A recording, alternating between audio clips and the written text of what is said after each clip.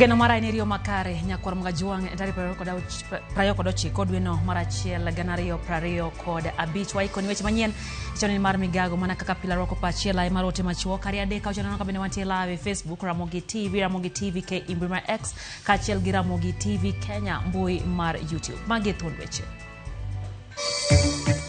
Migao mar thieth onyiso jopiny kik bed kod buok ewi yedhe magayo kute magayaki kaluwore ni gin kod yedhe moromo. Nyithindo ariyo wang' e ot e gweng' ma Omboke kaunti ma Homa Bay. Program ni nochakre last year, waseikre ne mang'eny kendo diegi gi nyo warito gi ham mang'eny. Omiyo odiechieng' ma kawuono ni amor nikech joga ma South Sakwa oyudo diek. Jopith ma South Sakwa e gwenge ma Bondo oyudo sir mar pith mar diek e chenro mar jiwo pith makamano e kaunti ma Siaya.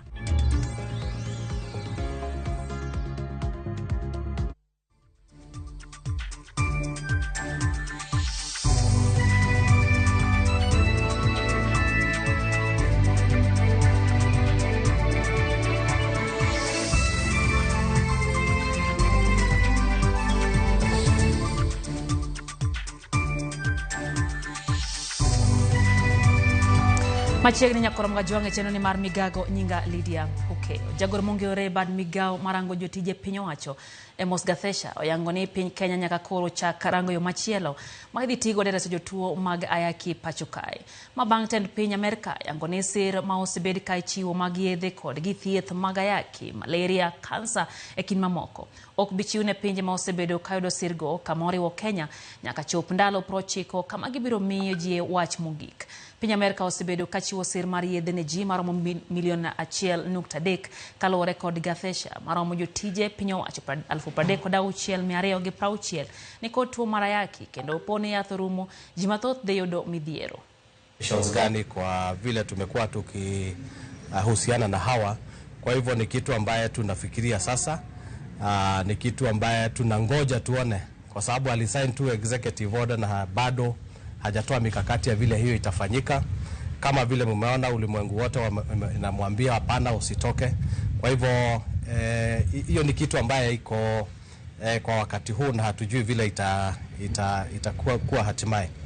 Lakini kusema kweli Amerika ndio imekuwa kutusaidia sana kwa hiyo Global Fund na tunatarajia ya kwamba hawatatoka na wataendelea kusaidia. Iwapo watatoka, kama nchi lazima tukuwe na mbinu zetu za vile tutajimudu kwa sababu hii ni shida ambayo tuko naye ya hii ugonjwa na lazima tuwe na njia ya vile tutaendelea kusaidia wale ambao wako na shida. Kwa hivyo hata ikiisha lazima tufikirie kama serikali ya vile tutafanya. Jokanyo manie pinje Afrika koro dwani mondo mi omanyore maginyalo yudo godo omuome kindi giwegi mar bero chenro mag thieth kod gayo landruok mag tuoche ma ok mana rito sir mawuok e pinje maoko. Ero mano bagi Mombasa mano okelo kanyakla jogo mantiere sekta mar thieth e pinje Afrika. Jatend migao mar thieth e pacho ka Dibora Baraza okone gisechako timo nonro mar yango bede migepe mabiro bedo kod ng'ikruok kendo kawo okang' mowinjore. Magi timore seche bende koro pinje mag Afrika twak ewi kaka ginyalo bero sekta mar thieth e yor rakore gi tuoche masieke kindgi kod rango yore mag gayogi.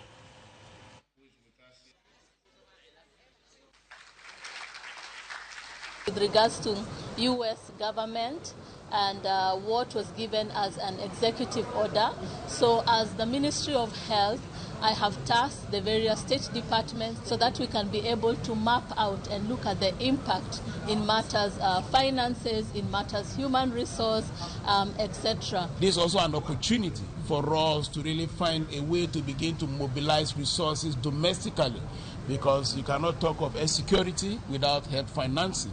So this is critical, and given what is happening at the political space globally, so this is an opportunity to elevate the issue of health financing to the highest political level on the continent. We invest in systems that support digitization of healthcare systems across hospitals across the country, enablement of community health workers, where critical data and early detection and early awareness is important. We all know the environment we are in, the context we are in, so it's critical to strategically think about ways of mobilizing resources, securing resources, to make sure that our health challenges are addressed. And research and development, also a critical subject for our sub-region. Kwa mbele njeten piny machon Uhuru Kenyatta osejoten migepe jotend Afrika oweng'ur ewi wach Donald Trump keto chike ewi sir ne mokuom chenro madito mamulo pinje mag Afrika. Kolose romo e boma Mombasa, Kenyatta wacho ni pinje Afrika nitie kod nyalo mar siro thoth chenro makmane mibadhi kod tiyo marach kod omenda go ema kelo midhiero makamago. I saw some people the other day crying, oh, I don't know, Trump has removed money. He said he's not giving us any more money. Watu wanalia. Why are you crying? It's not your government, it's not your country.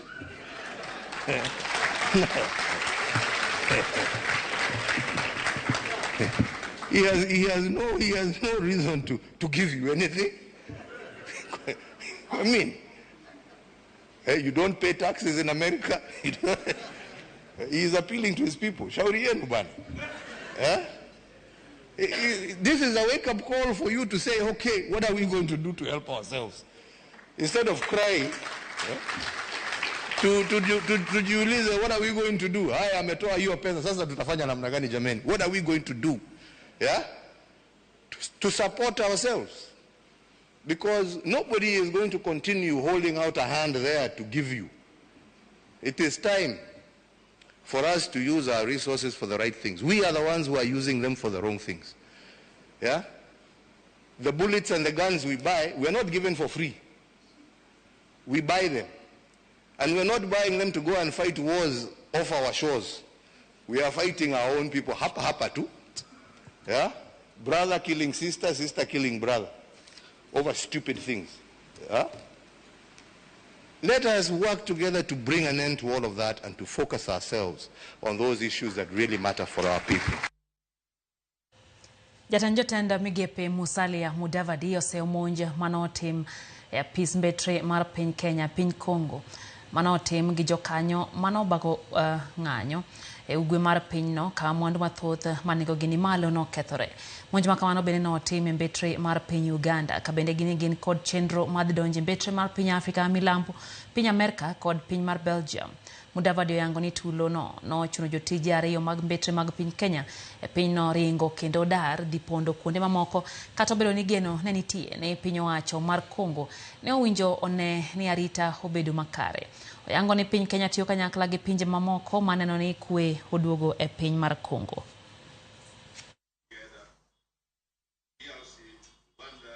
I also condemn in the strongest possible terms the attack earlier today on the various embassy premises and personnel in Kinshasa, DRC, including the Kenyan embassy, by marauding protesters.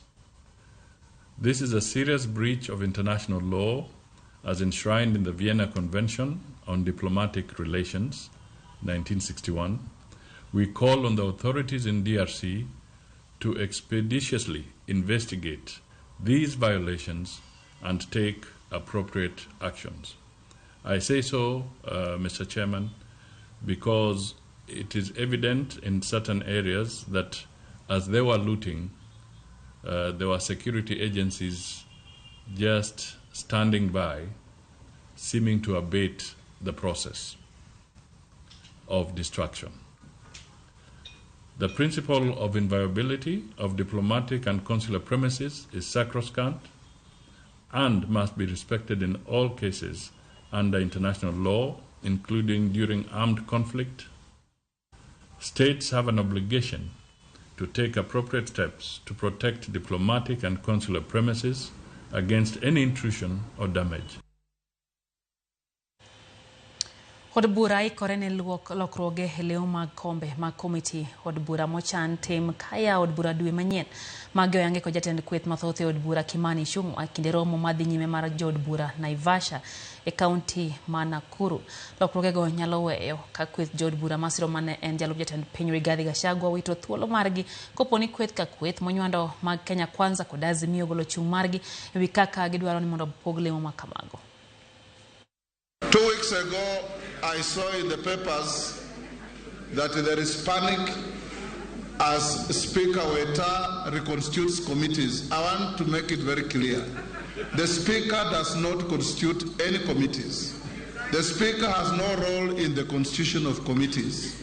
It is entirely the duty of the majority and minority leadership, and to hereby direct the majority leader and the minority leader to move in earnest and reconstitute the 18 committees whose life has come to an end with the last session, so that by the time we reopen on 11th, you now get ready to bring the process to House business so that we can process and have new leadership or continued leadership in the committees, taking into account, as you said, performance, regular attendance of committee meetings, and the industry to which you put in those attendances. Duol mana no mibadhi pacho ka EACC luwo buche moko mag mibadhi counties ma Siaya, Kisumu, Migori kachiel kod Homa Bay e hikomenda ma opogore. Report mar EACC yango ne hikomenda magana 223 na 224 buche maromo 534 ne inono e weche mag mibadhi e Thurka. Kalore kod EACC moko kuom buche ma wachore ni mag mibadhi magiluwo ting'o omenda maromo milion 400 ka geno en ni omenda ibiro duok ne jopiny. Cynthia Onyango ntiere kod ler mathoth. Kuom lipode 5,171 mane EACC oyudo, lipode maromo 2,207 ne opuodhi mondo timnegi nonro matut mar fwenyo kaponi gin mag mibadhi kata ooyo.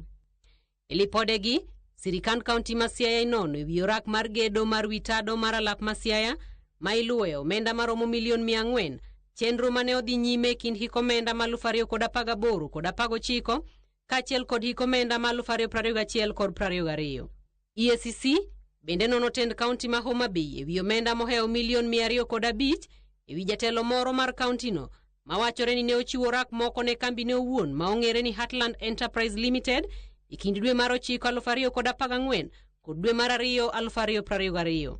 Kaunti ma Kisumo bende inono machiegni e wi omenda maromo milion 150 ka okalo e chiwo mar orak mar tayo chenro mag bomano e kind hikomenda mar 2015 kod 2016. Bende, e kaunti ma Kisumo, EACC nono director mar weche tudruok kod lony manyasani mawachore ni ne othedho tesene mag somo e yor yudo tich. Nonro ni geto moheo omenda maromo bilion 4.6. E kaunti ma Migori, EACC nono chiwo mar orak mane ochiw ne kunyo kod gedo mag kisima mag pi e wards mag kaunti no. Nonro mageto omenda maromo milion 140. Cynthia Onyango, Ramogi TV, Nairobi. Jagoro maduong' mar duond bura mar Jubilee Jeremiah Kioni yango ni duond bura no ntiere kod jokanyo maromo milion 7 gino makoro keto duond bura ne thuolo manyime yiero maduong' mabiro 2027. Kioni ler ne kwan makamano wuok e oboke mano odiergia peace mapuodho duond buche pacho ka mano Office of Registrar of Political Parties kabende oluwo ni kwan makamano notuno gi higni 2 mokalo. Kolose kaunti ma Nyandarua, Kioni wacho ni kwan makamano chiwo thuolo makare ne nyangile magibiro siro e yiero maduong' 2027 kabende ochako nuoyo ni duond bura no biro siro mane jatend migao mar arita e piny owacho machon mar Uhuru Kenyatta migosi Fred Matiang'i. Omedo ni en gigeno ni jodito ma olap dhoge ndong' ne kom jatend piny biro kanyakla mar piem gi jatend piny Kenya William Ruto ka okoni kaunti ma Narok, Murang'a kachiel gi Kiambu siro Fred Matiang'i. For the first time in more than 2 years, we now have the list of those people registered as members of Jubilee Party and as held by the ORPP. And it is good for the members of Jubilee to know that our register has a total of 7,110,525 members who are on the list or on the register of ORPP ambao ni wa Jubilee. We will continue registering more and more members as we revitalize the party, so that we can also be able to give a good platform, give good support to our presidential candidate, Fred Matiang'i. Daka na paga deka bangsa abirio marudio chieng. Chenro en migago erokamano kuom kete mana Karamogi TV okoyo matin kwa duogo ulante gima thoth ikidhi mabor.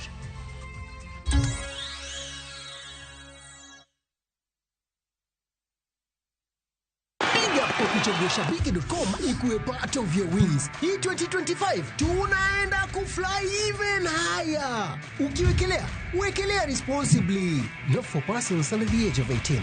Authorized and regulated by BCLB 671. Royal Mabati Factory Limited. Karinyiepo ni achiel kende machopo ni dwachi duto tema goyo witado mong'ith. Yud ber mag chudo ma mos kata lipa pole pole plan. Kai chulo atamalo 40 kende to yudo ma olosi odiochieng' onogo. Kabende chak iga manyien mar 2025 gi offers magwa modhuro. Bende wakelo ni nono maonge chudo kamora mora ma intie i pachoka nyaka e dhot. Yuanwa tol e nono 722 auchiel adek 83 kata inyalo timo order mari kokalo mbui marwa ma en www.royalmabati.com. Chike kod weche mantie nyaka lu. How do you expect me to live without Tasha? Look, sir, with all due... Viusasa brings you the most thrilling, emotional and inspiring dramas.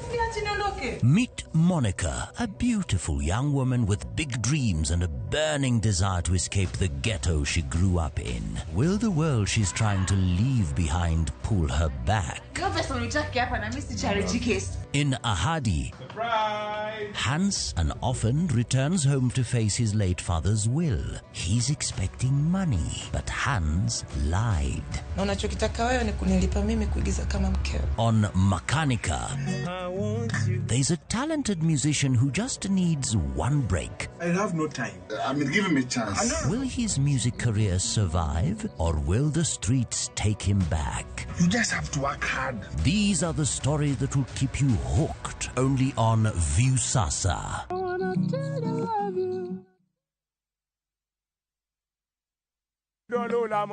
Bed kodwa e wuodhni ka wanono kit timbe mag anyuolawa.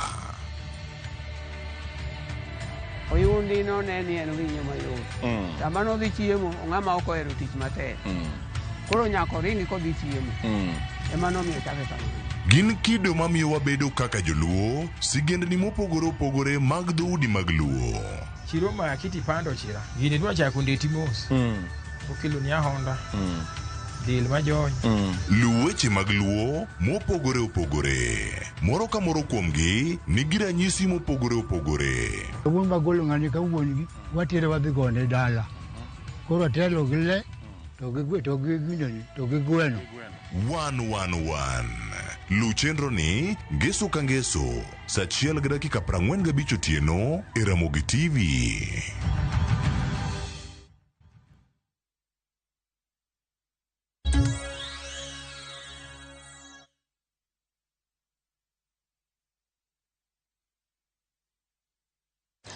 Machiegni kendo nyakwar mgajwang' chenro en migago wadhi mbele gi weche manyien. Duol mapango timbe kata marango timbe mag obila IPOA oyango ni gionge gi oteku matimo nonro kaluwore gi ndicho mar oganda tim osebedo ka hise ogolo obila mathurkae. Isaac Hassan ma jakom migawo no oyango ni kata obedo ni jopiny osebedo ka seyo obila gi ndicho makamago. IPOA pod ok nyal chako timo nonro kowacho ni Inspector General mar obila no kwedo ni obila ok osebedo kotudre gi tim makamano. Lema Halaki, maen jata tije maduong' mar IPOA, wacho ni chakre ndicho makamagi chakre gisechwalo ripode mathoth e doho kendo buche pod dhi mbele. We are, of course, seized of the matter. We have been making follow-ups. We have been on it. We have been investigating. On the recent cases, the position of the authorities is that we have an ongoing investigation, which at this point we can't be able to say the police are involved or the police are not involved. The investigations are ongoing. As you are aware, this is a matter which is also being canvassed in court. And we have already clearly went even to court and presented the preliminary findings from our investigations. IPOA is working an act of parliament, and we investigate misconduct by police officers. Now when you have got people who are in hoods with fake number plates who are blasting people, and then they take them not to a police station but to a different place. I think these are issues that even the police must investigate. But so far we as IPOA, we saw the reports in the media. We sent our staff to Embu and Nakuru where there were reported abductions. And when they came back here, they said we have a report that the police were not involved. So we will wait for the IG to give a full report on that. Piny owacho mar Siaya kaachiel kod bengi mar piny mangima kata World Bank ochako chenro mar pidho diek kaka yor kedo kod lokruok machal kod lwasi. Jopith jamni mawuok South Sakwa Ward e sub county ma Bondo noyudo diek 300 ma nengogi dirom milion 5 e chenro ma kamano. Piny owacho ma Siaya kokalo migawo mare mar alwora gie sani keto chenro makedo kod chal kod lwasi e wards maromo 18 kowuoye pogo diek. Jakom chenro no South Sakwa Ward Nicholas Aneme wacho ni riwruogego ne oro kwayo mag chenro mopogore opogore to mar pith diek no ema nopuodhi. MCA wa South Sakwa Ward Unison Dolo osiro chenro no kowacho ni biro rocho mbele rang'iny kata biro choro mbele rang'iny mar dak mag jopith jamni kendo nojiwo gi mondo mi girit jamni go maber. Jopith jamni go manotelne kod Rosemary Akinyi Msewe no goyero kamano ne piny owacho masiane chenro makamano. South Sakwa duong to ne wan gi proposals 6 kende to ne gibeyonwa te. Kwang'iyo joma dwaro diek ka beyonwa, kwang'iyo kaka nwa dwaro wach mag yien beyonwa, kwang'iyo joma dwaro pi bende beyonwa.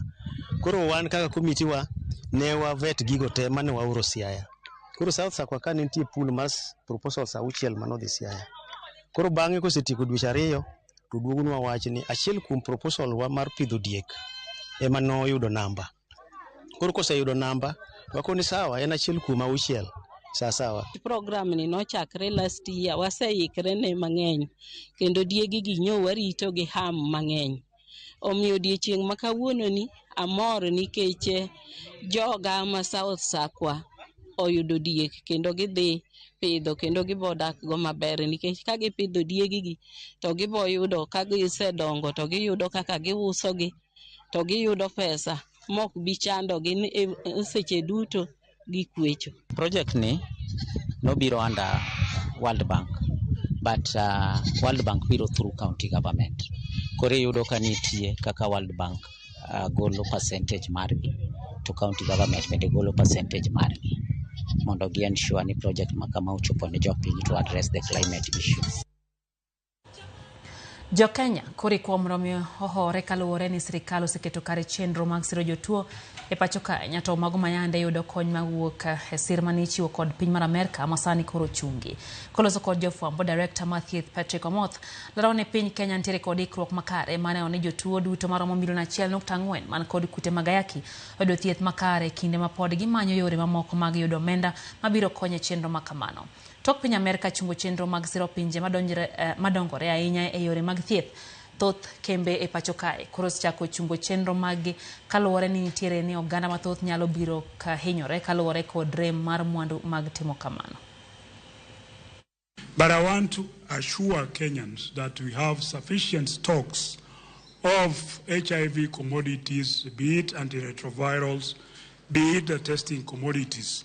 We have strengthened our supply chain pipeline in the last 1-2 years to ensure that at any given time we have more than 6 months of stock.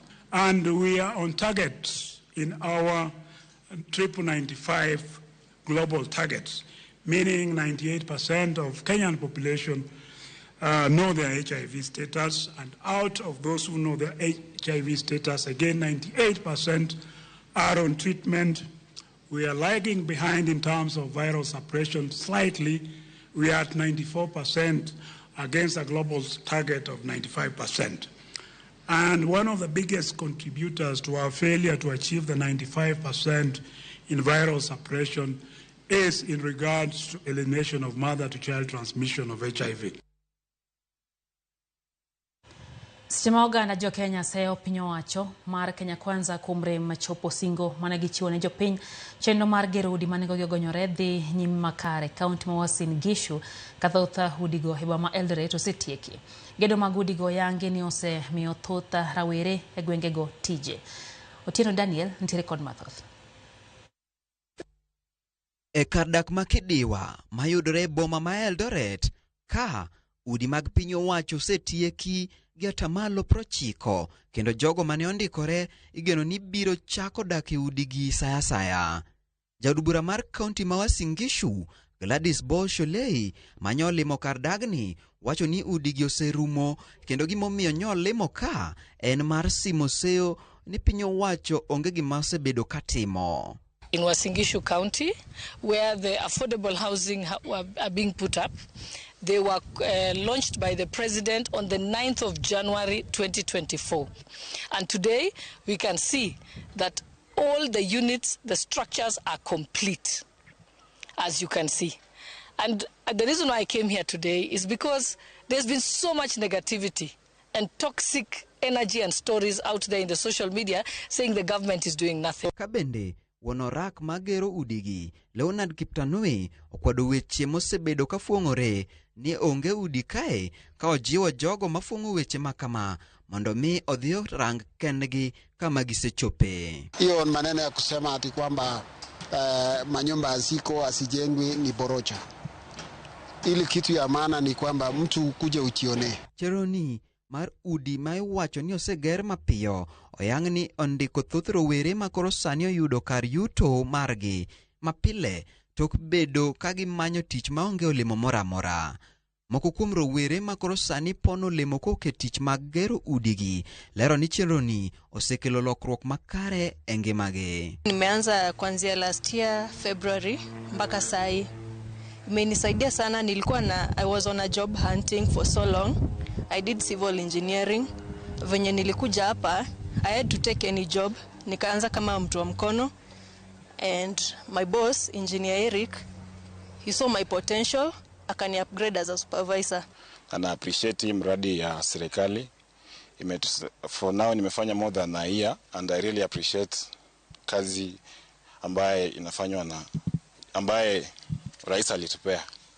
Halafu pia majensi wenye maybe walikuwa wanaleta shida, issue yao ni maybe wale wajajua kazi inaendelewa.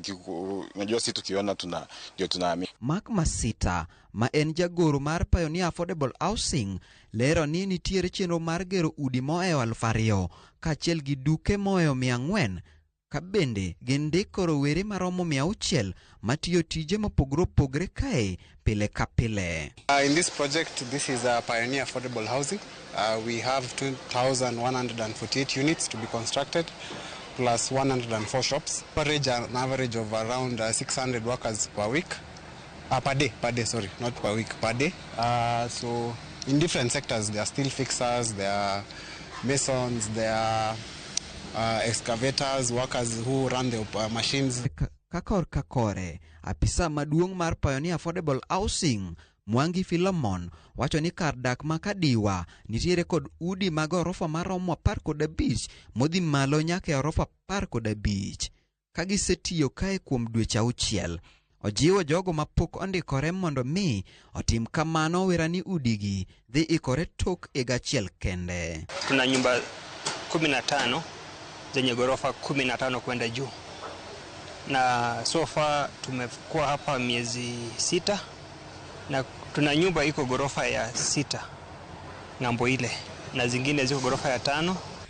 If you want to register, you can visit any Huduma Center sana in Eldoret, or you go to www.bomayangu.com. Gima koro dong en kaka jopiny dhi pogo udigi modong manata malo 10 kende tok ikore ne dak ne jopiny e boma ma Eldoret. Otieno Daniel Ouma, Ramogi TV. Chenro mar ng'egwenge wa kawuono warango nonro mar gweng' ma Miwani mayudre kaunti ma Kisumu. Sigan Miwani chalo nada jafo marwa Millicent Adiambo kolona wachno.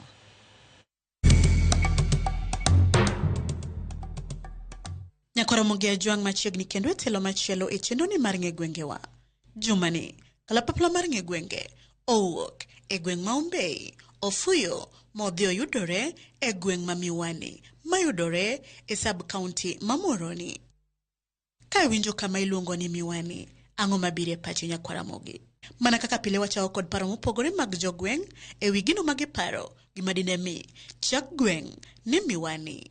Miwani no nochake kaluwore gi niang' mane pidho area no endo. Ka wang'iyo terminologies mar Kiswahili, miwa en sugarcane. Koro Miwani nobiro e plantation mar sugarcane. Omiyo nochake ni Miwani nikech en kar pur mar niang'. To niang' no ne wan gi factory mar Miwani kacha. Miwani gino chake ne en kar dongruok maber mano chake maendeleo mar puro niang'. Ma niang' ne dhi maber ka, lakini Miwani wuod ka, Miwani wa factory onge. Factory wantie monego beni yaw mondo yawe mondo ji otiye mondo nyithindo nwang' tich. Miwani kaka nyalo wacho nyinge through pur mar niang' emomiyo Miwani nochakore. An kana penjo kwarwa gimomiyo nochaka Miwani nonyisa ni kani pure niang'. Koro ne en Miwani nochalo inia. Ne en kar sikari. Mabwana sikari mane ka manokuongo ka ne nyago medika. Mane momiyo Miwani nong'ere Miwani. Bang' winjo paro ma jogweng' oselieko kotenore kod nonro mar nying mar gweng' ma Miwani. Wekoro wawinja nena. Ni adieri kod kuku mar wach motenore kod gima dine mi chak gweng' ni Miwani ni kanye to ere kaka gweng' ne ochakore. Miwani kane obiro nokwongo biro gi wasungu. Wasungu ema nodonjo Miwani mokwongo. Wasungu osedonjo Miwani to wasungu to wene Akira. Koro kowene Akira to Akira koro emobedo wuon go.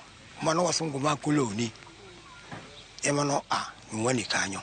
Koko wasungu ma koloni osedhi jo Ingresa to Akira donjo. Akira kodonjo Miwani en Muhindi to donjo kareru kalo 1901. Akira bende donjo kanyo ogero factory. Factory no kosegere matin. Mwasungu kanene godo. Koro Akira emo maintain mobedo gimoro mobidhore. Koro Akira ne ka Akira chako dak ka eni Akira obedo mamuti. Mae nying mar Miwani niang' miwa. Koro Miwani eka Akira. Koro Miwani Miwani. Kako ng'iyo mobedo Miwani ene ko Miwani Kakira Sugar Limited. Indi mako biro kod gini. Wasungu kato dhiadhia to ene Akira. Koro Akira emo nuang'o nying mar Miwani. Bang' winjo nonro mar nying gweng' ma Miwani kendo kaka ne ochakore, wekoro wawinja nena ni gweng' ma Miwani umbe landore kod weche kata timbe mage. Gima landowa en wach masikari mwanwa puro matek. Miwani ka kendo nomiyo kane Miwani dhi mbele karego to ne wan kod dongruok. Railways ne kelonwa pesa kendo ne ji dak mine nyalo dhi to chwako chai kanyo. Pur ne mako pur to ket niang' eka uma mar Miwani dhi mbele. To uma mar Miwani ok nyal dhi mbele to pur onge faida. Jo Miwani ging'ewa nikech pur nikech gi factory man wachako yudo kanyo gi ndalo mane kwarwa gi nitie no. Koro wan walandore gi timbe mag doyo niang'. Masani ok wado nikech barabara rach. To bende nitie dongruoge ma gweng'ni ma Miwani osenyuolo e ngima jodak ma alworani. Wano nyuolo reru odonjo e factory. Nochakwa gi siling 19 kende mane miyo kumtar. Nyaka otiya mobiro modonjo tan siling 29 modonjo 30 gi wiye modonjo 40 gi wiye. Ko nomiyoga miaka mano nyaka Miwani odhi manyinge no bet ma Miwani no onyango kamidika ema koro Miwani okethore kogolo Wahindi ni koro Wahindi mano loto nyango. Wantiere gi kampuni maduong' mokwongo maniluongo ni Miwani Sugar Factory masani opodho koti. Chak wantiere gi kampuni miluongo ni Keda Ceramic Industry mabende ofall under Miwani kendo chiegni gi Miwani Sugar Factory. Then wantiere gi Miwani Dispensary bende nitiere pang e tong' Miwani Kanjel wan nyaka gi center Miwani Juakali. Sikunde wan go moluoro Miwani.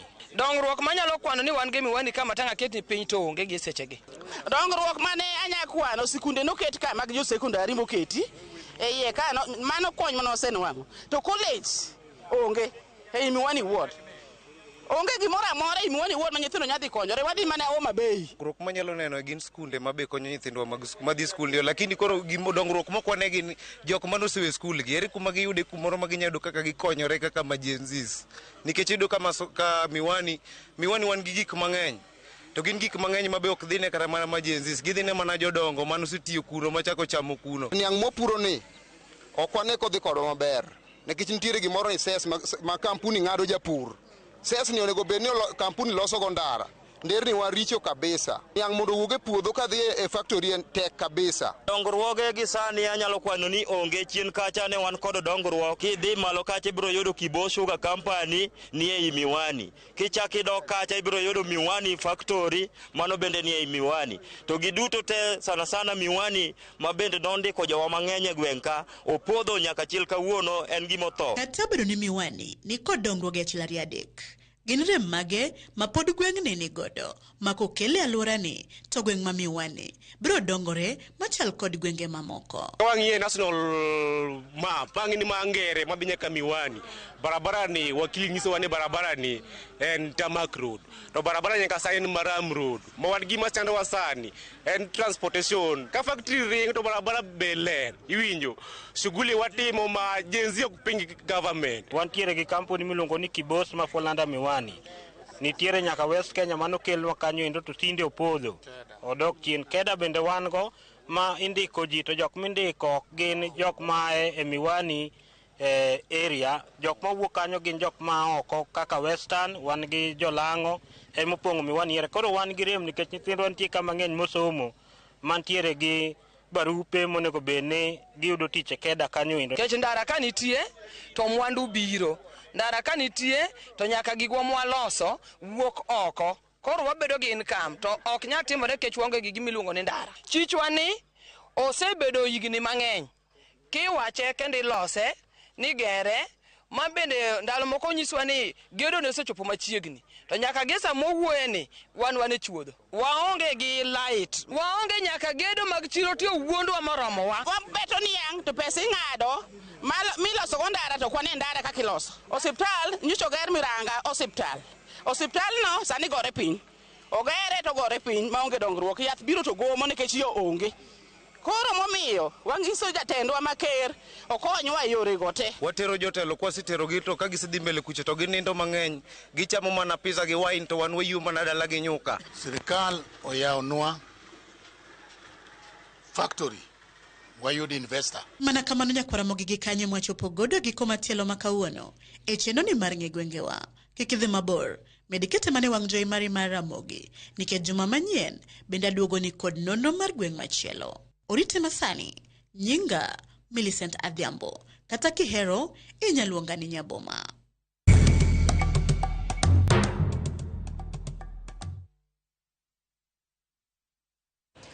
Ng'anyo moch mbalariany ma Meru kawuono bang' nek mar japuonjre moro Otieno Manyoro. Kaluwore kod jopuonjre jal mano owito ngimane en japuonjre mbalariany mar Technical University of Mombasa mane obiro limo osiepne manyako kano riko monje kod jomaundu mane temo kwale. Jopuonjre ochwalo ng'ur margi ewi nok mar arita ahinya te gweng' man Chiru kama mbalariany no nitiere. Kagiwacho ni onge mateni mag apaya medo monj mag jomaundu. Gikwayo gavana wa Meru mondo mi olos wach mag teni mag apaya. Ne ochuno obila mondo mi oti giro malungo wang' mondo mi oriemb jok ng'anyo mane odino apaya ma Meru ka dhi Maua.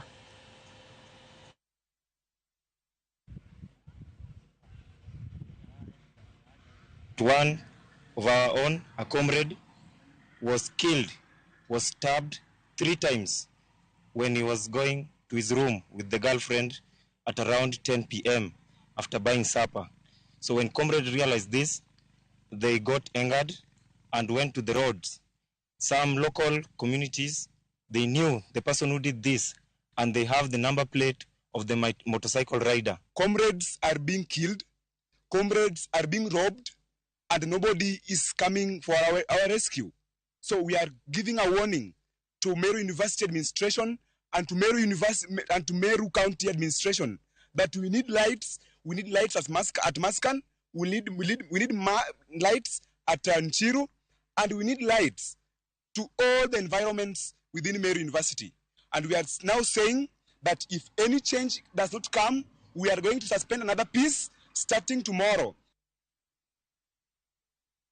Wakayo machelo nyakorom gajwange cheno ni mar Migago aneno ka youth leader Brian Omolo mar Jesus Evangelical Church Nyahera Kisumu wachoni entie kodwa chende sechegi mag Migago beano kanyo ka engineer Raj Otoyo Ngau Jakagwa wachoka chane kanyo gi head teacher Matuju Primary School Charles Masio kaya oyo makagwa gimora hinya gichendo mwalimu Faith Mzomo kama Malindi wachoka chane dine bed ni 10 counties onge kod mibadhi e pacho kae to sainde Kenya wanwa mabor edongruok wachoni agwambo notemo ndimo no mitelo chopie counties lakini jotelo dich mana gibunde gie counties mano patch Faith nano bende Jalango Tieno wachoni Wichlum Beach weche kichopone yo makale Orwatai wachoni en Uyoma Kobong Rachar weche kichopone yo makale Wino Kevin Ntira Rusha kaeto Janelle Natasha Ntie Migori Judy Nyariramula wachoka chani en kawawe somora hinya gichendro Eric Fuambane ni kachain bende Wuda Tieno wachoni Siaka Baba Bondo weche kichopone yo makale Vincent Kiptoi Kantioma Bay County Olungarin last born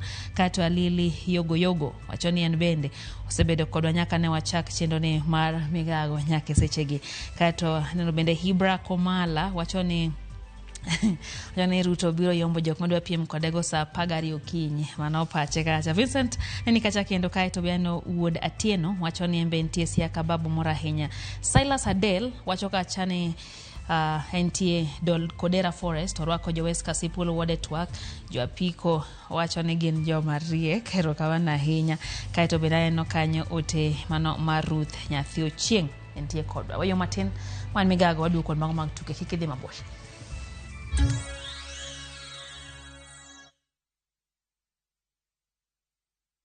Introducing the Pasapata Referral Bonanza. Here's the deal. Share your unique referral link, get Bogi yako ku sign up na Bless Bets. Alafu, earn huge bonuses na cash prizes just like that. Yes! The more you refer, the more you earn. Now sisahau, we have exciting games that will win you millions in seconds. Unangoja? Win na Bogi na patapata.com. Refer, earn, repeat. Not for persons under the age of 18. Authorized and regulated by BCLP license number 447.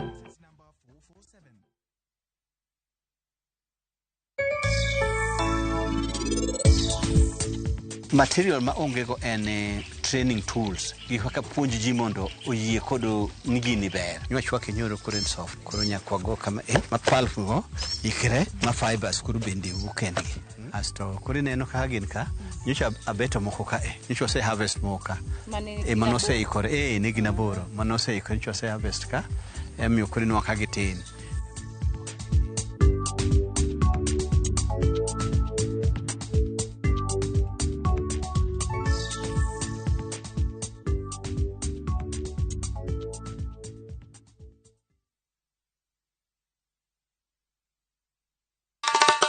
Ma e chenro makeloni danji maliet. Ma e chenro makeloni weche mamolo seche duto. We are only beating job. Kik od belo bai. Kabuona ngol moral mar ndakel belo kaka winjore. Ma e chenro makeloni duond yawuoto nagi. To wakwa rowere bende kiyudo matin kiki chamte ikungo. Duond mine kaja odi miyo nigi pesa malo dichuo. Support. Kodo hala. Gimotimo as a fashion house, we measure in both ladies gi chuo. Mane mbak ndalo chakre wuok tich nyaka tich abich saa 8 odiochieng'. Mane Ramogi TV.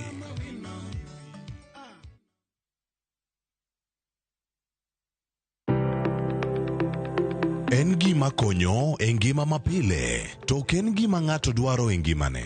Bedo gi ngima maber miyo ng'ato dak e ngima maber.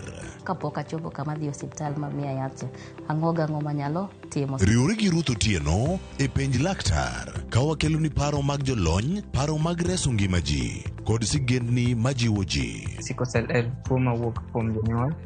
Koro ka ji pok okendre, ji onego gidhi e pim mondo ging'e ka gin gi jin mar sickle cell. Kochakore gi lony manyien mag thieth, nyaka e yore mag thieth makonyo. Wan gi gik moko duto madwarore. Ka injo kaki wuotho to kawira maki wi bari seche te idhi adhi osiptal wacho ni anadwa mondo kawuono pima remo. Penj laktar.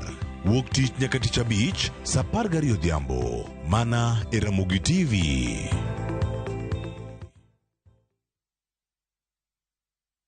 Explore the Holy Land this Easter na View Travel. Embark on a 6-day Jordan adventure. Celebrate Easter Sunday Mass at Jesus Baptism Site, Mount Nebo, where Moses saw the Promised Land. Explore ancient Petra, tour Amman City and the City of Mosaics, and stargaze in Wadi Ram's enchanting night sky. All these and more starting from $1,490 per person sharing. Book now and lipa pole pole. Visit viewtravel.com or call and WhatsApp 0703 254 254. View Travel. Dream, explore, discover.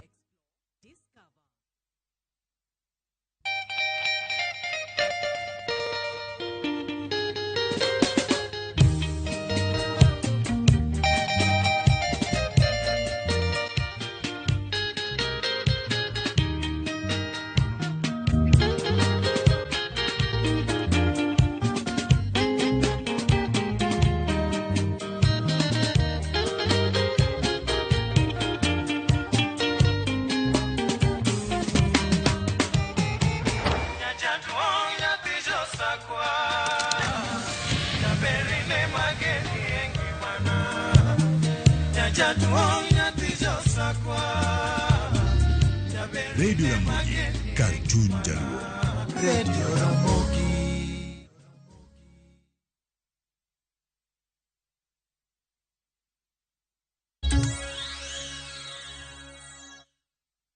Machiegni kendo nyakor Mgajwang' chenro en migago. Wadhi mbele gi weche manyien. Nyithindo ariyo owang' ma ok nyal yangi. Masira mar mach e gweng' ma Ombok, Lambwe Central, lekar chung' od bura ma Suba North e kaunti ma Homa Bay. Mach ma ichich ni obiro kaluwore gi wach ywaruok mar lowo e kind anyuola. Familia no wacho ni gisebedo ka giyudo buok e wach mar lobno ma koro nokelo tho mar nyithindo ariyo ma johigni 3 ka gidwa ni obila ma Homa Bay omak jogo ma gichich godo ni noketo majno. Hali abich tiere kod siganani.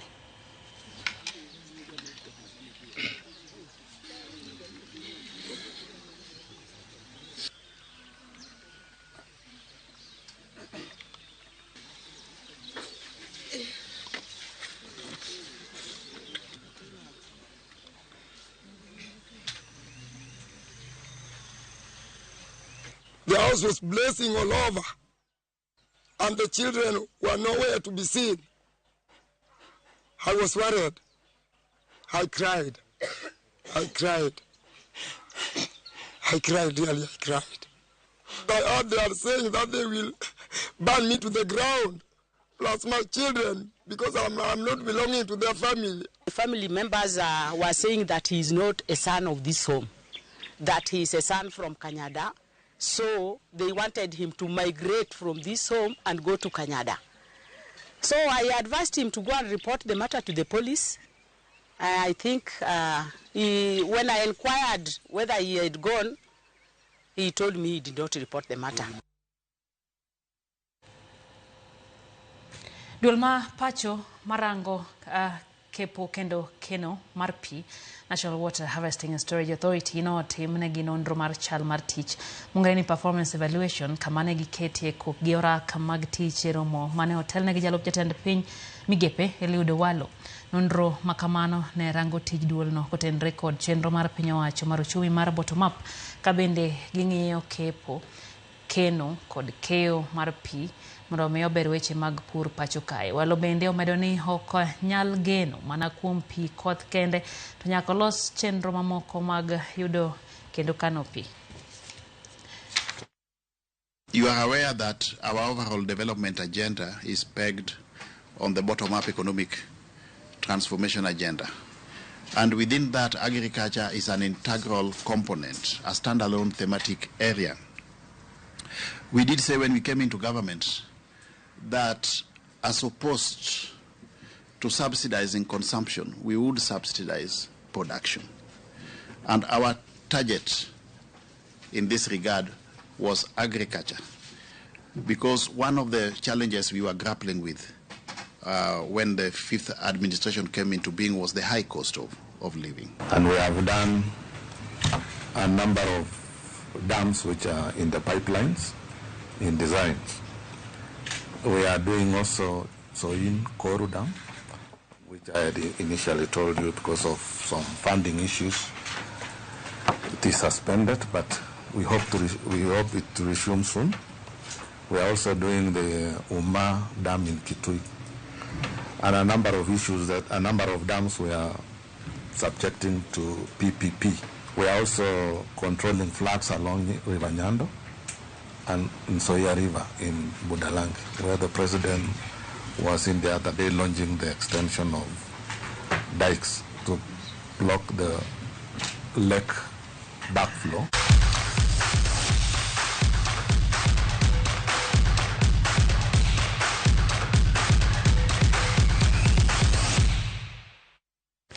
Kocha mar Shujaa Kevin Wambua wacho ni en gigeno ni Shujaa biro timo maber e tielo mar adek mar Vancouver Sevens bang' tiyo marach Cape Town Sevens kod Perth Sevens e piny mar Australia. Shujaa nyoduoge pacho ka nyoro ka koro gigeto mar tieko tielo auchiel duto mondo mi kik duokgi e rang'iny ma piny kendo. Well, again, still a long way to go. Still 3 more tournaments to go. Our goal is to finish top 8. We don't want to go to the promotion relegation tournament, and we are looking at GB, and it's good we are playing against GB in the same pool in Vancouver. So that's a team that we are again going to monitor closely and make sure that we get a win over them, so that we can catch up with them. Again, not the easiest pool. Argentina champions, France, and GB. For us, our focus is again to get out of our pool and just see get the maximum points that we can get of that tournament, so that we can get to the top 8.